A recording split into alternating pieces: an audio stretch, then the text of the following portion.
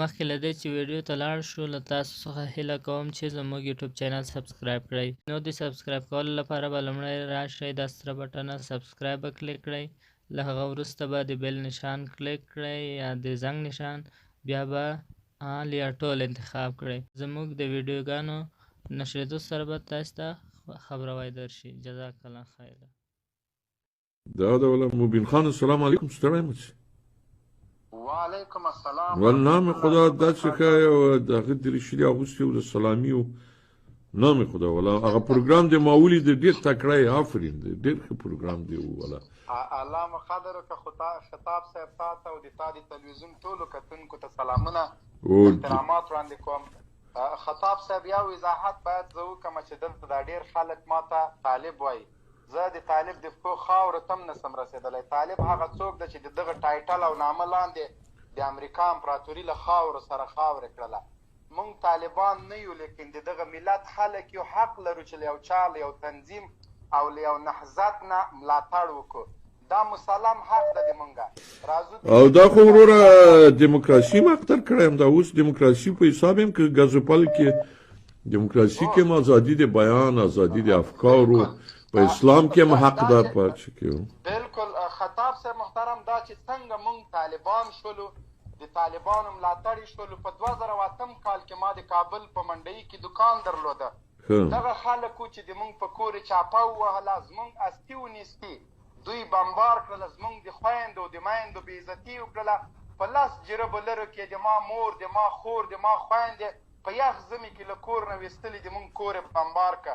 هیڅ ادارې، هیڅ ارګان د مونږ غږ نه ده اورېدلی.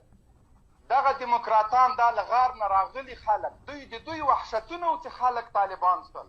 زما په شمول چې د طالب ملاتړ کوي، مونږ له طالب نه یو امید لرو، یو آرزو لرو. مونږ پوهېږو چې زمونږ ارمانونو ته دغه خلک رسیدګي کولی شي. د کابل په ادارې کې ناست له ولسمشر نه نیولې تر کشره پورې، له ښاروال نه نیولې تر جاروکشه پورې په رشوت باندې اخته دي. دیموکراسي په افغانستان کې نور ختمه ده. دغه دیموکراسي مونږ ته هېڅ رانه کړل. دغه دیموکراسان چې راغلي و مونږ ته حقوق بشر په نامه، د بیان د ازادۍ په نامه، په 100 نورو نغارو ډولونو راغلل افغانستان ته بیا رغونې په نامه باندې. لیکن مونږ د دوی بیا رغونه ولیدله. بیا رغونې ته نورو ملکونو ته انجینران ځي، دلته له نړۍ نه وحشي ترینه ځواکونه راغلل. د بیا رغونې لپاره نورې نړۍ ته بلډوزرې ځي، کولنګ او بیلونه ځي. د مونږ ملک ته د بیا رغونې لپاره ټانګونه راغلل. بیپین جاودو تر وزر لاندې جاسوسان راغلل.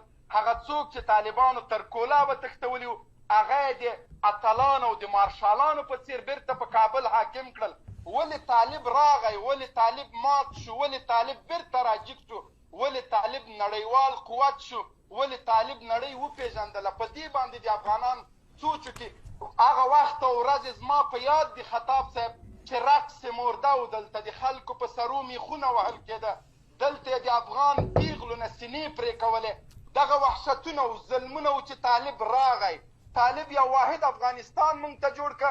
دغه خلک شر او فساد، کمونستان او زاړه او واړه مجاهدین تر کولابه وزغلول. د امریکا د بیپین جاودو تر وزر لاندې بیرته همدغه دیموکراتانو، همدغه د غرب سوسیالیستانو، همدغه ملل متحد او حقوق بشر چې نغارې د حقوق د بشر وهي، په مونږ بیرته واکمنان کړل. امرالله صالح هغه څوک ده چې په $1000 پسې 1000 ملاقونه وهل. نن په 20 میلیونه افغانیو باندې دی د علاج لپاره ځي. نن 12 رقمه غوښې په ارګ کې خوړل کېږي. نن په میلیونونو ډالر په سبزي باندې لګېږي. په میلیونونو افغانۍ په چکه او په مستو لګېږي. او د اردو عسکر شلغم او د خره غوښه خوري. زه حیران دې دیموکراسۍ ته یم. دغه دیموکراسي خطاب صاحب مونږ د بیان د ازادۍ نه محرومه کړي. زمونږ په خولې پلاسترې لګولي، زمونږ غږ څوک نه اوري. خطاب صاحب اوس هم مونږ د میډیا د سانسور لاندې په کابل کې ټولې رسنۍ زمونږ غږ چاته نه رسوي.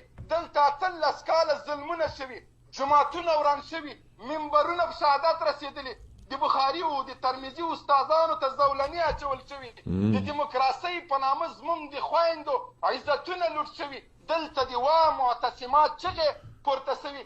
زمونږ یوازینی امید او ارزو د طالب مشرانو ته ده زمونږ غږ واورئ په افغانستان کې ظلم ده وحشت ده بربریت ده غلا ده نړیوال قاتلین راغلي زمونږ د بچیو وینې تویوي دلته د بي 52 تر وزر لاندې عدالت غوښتونکي نه شرخوښې راغلي دي قاتلان راغلي له ټولې نړۍ نه د مونږ د وژلو دپاره خلکو اشر کړی و طالب جانه مونږ درته سترګې په لار یو کله به راځې طالب مشرانو نه مو ارزو و امید ده چې ګورئ زمونږ د شهیدانو په وینو معامله ونه کوئ د خلکو ته تسلیم نه شئ اوربند خیال او محال ده زمونږ ارمانونه په تاسو پورې تړلي دي مونږ د غلو حاکمانو ته مه پرېږدئ مونږ د چرواکانو ته مه پرېږدئ مونږ له غرب نه راغلي دي فلبرایټانو ته مه پرېږدئ دوی 18 کاله زمونږ غوښې خوړلې دي زمونږ په وجود پورې خطاب صاحب تنه هډوکي پاتې دي که طالب جانه ته نه یې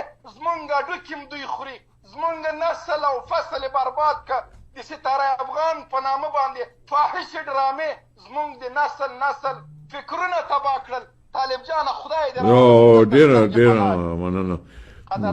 ډېره مننه ډېر ښه وغږېدې خیر وشي خدای دې و تا قربان شم او خدای دې په جهاد کې حساب کوو ښه تکړه سړی ولا آفرین نه پوهېږم د الله جا خو دې لوګر